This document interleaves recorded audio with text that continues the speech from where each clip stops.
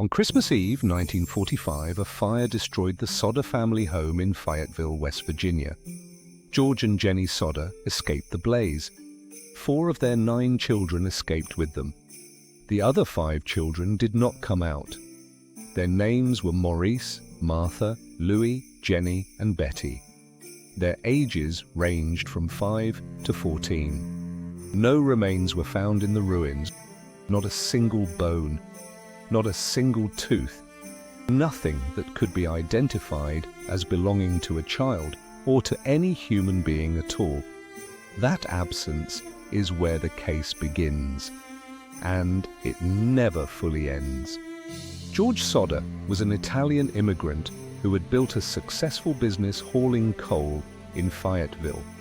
He and his wife Jennie had 10 children. They were a large, well-established family in a small town. The night of the fire was Christmas Eve. The family had gathered, exchanged presents and gone to bed. George and Jennie slept downstairs. Several of the older children had stayed up late. Sometime around 1 in the morning, Jennie Sodder woke to the smell of smoke. The house was on fire. George and Jennie got out. They got 4 of their children out. Sylvia, the youngest, was carried out. Marion, John, and George Jr. escaped. Then the fire became too intense to re-enter. George made several attempts to reach the upper floor where the 5 younger children were sleeping. He could not get through the flames. He ran outside and tried to find a ladder that was normally kept propped against the house. It was gone. He ran to 2 of his coal trucks to try to use them to reach the upper windows. Neither would start. Both had been running fine the day before. The house burned completely to the ground. The local fire chief arrived the following morning and sifted through the ruins. There was no trace of the 5 children. In the weeks and months that followed, the Sodders began to notice things that did not fit the explanation they had been given. The fire investigator initially ruled the cause as faulty wiring, but the family's fuse box was found intact after the fire. An electrician who examined it found nothing wrong with it. The fire had burned intensely and quickly. The entire house was gone in under an hour. But the intensity that was used to explain the absence of remains created its own problem. A fire hot enough to completely consume 5 children would also have destroyed the porcelain from a toilet, the metal springs from beds, the concrete blocks in the foundation. None of those things were destroyed. They were all found in the ruins, largely intact. If the fire wasn't hot enough to destroy porcelain and concrete, it wasn't hot enough to completely consume 5 children. Before the fire, there had been other things the family later remembered as significant. A man had come to the house some weeks earlier, offering to sell insurance. When George turned him down, the man made a remark that, in retrospect, unsettled the family.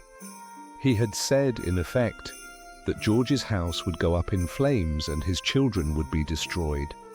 George had also been publicly outspoken about Italian politics.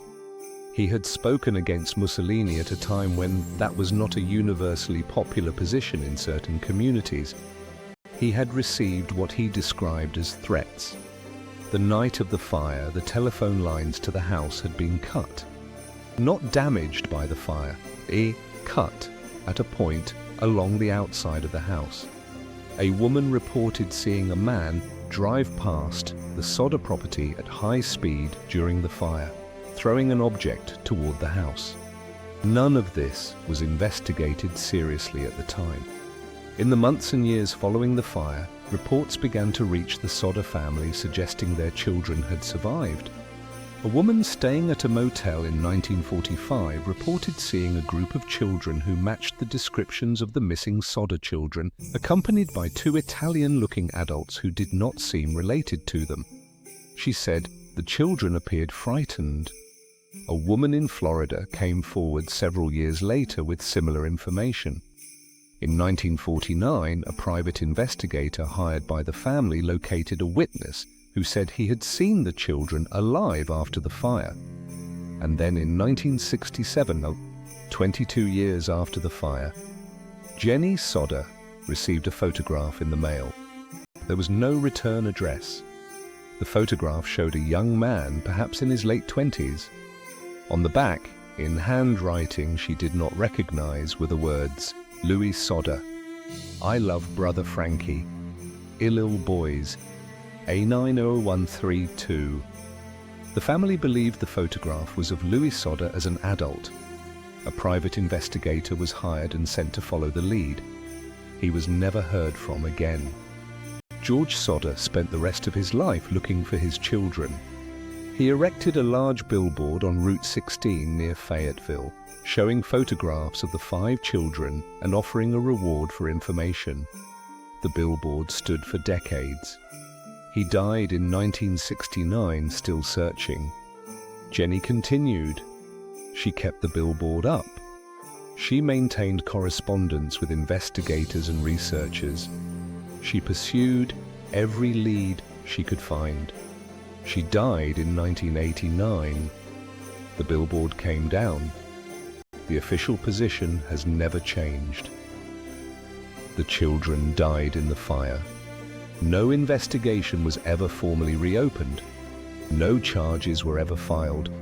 No official inquiry was ever conducted into the anomalies the family documented. Several explanations have been proposed for the absence of remains. The fire marshal, who was called to the site in 1949, long after the original investigation, stated that a fire burning at high enough temperature could theoretically consume human remains more completely than the physical evidence from that night seems to support. Critics of this position point to the surviving porcelain and concrete as a direct contradiction. Others have suggested the children escaped the fire and were taken, either willingly by someone they knew or by force. The cut telephone lines, the missing ladder, the trucks that would not start, and the eyewitness reports from the following years are cited in support of this. The threatening remark made weeks before the fire has never been satisfactorily explained. The photograph sent to Jennie in 1967 has never been identified or traced. The case has never been solved. 5 children went to sleep on Christmas Eve in 1945 and were never accounted for. The physical evidence does not support the conclusion that they burned to death. The circumstantial evidence pointing to their survival was never properly investigated. 44 years after the fire, Jennie Sodder died, still not knowing what happened to her children. The question she spent her life asking has never been answered. This has been the Pale Dossier. File 06 remains open.